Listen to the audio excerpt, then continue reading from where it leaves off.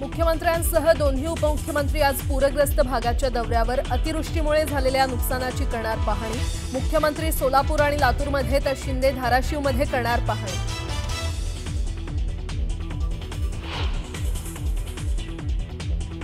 बीड जिल्ह्यातल्या सिंदफणा नदीकाठच्या गावांमध्ये पूरस्थिती कायम। सुरुम गावात शिरलं पुराचं पाणी। 300 पेक्षा जास्त लोकांना केलं सुरक्षित स्थळी स्थलांतर।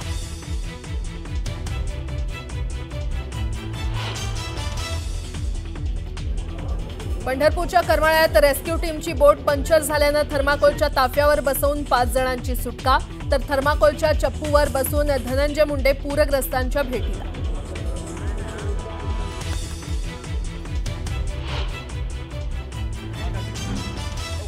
भरीव मदतीची अपेक्षा असताना मंत्रिमंडळाच्या बैठकीत सरकारनं शेतकऱ्यांना भोपळा दिला। रोहित पवारांचा हल्लाबोल, तर संजय शिरसाट यांच्या दौऱ्यावरूनही टीकास्त्र।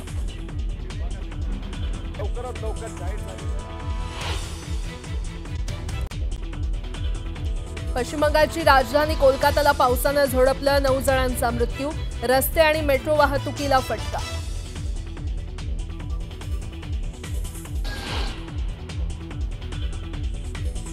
आशिया कपच्या सुपर 4 सामन्यात आज भारत आणि बांगलादेश दरम्यान सामना। विजयी संघाचं फायनलचं स्थान होणार निश्चित।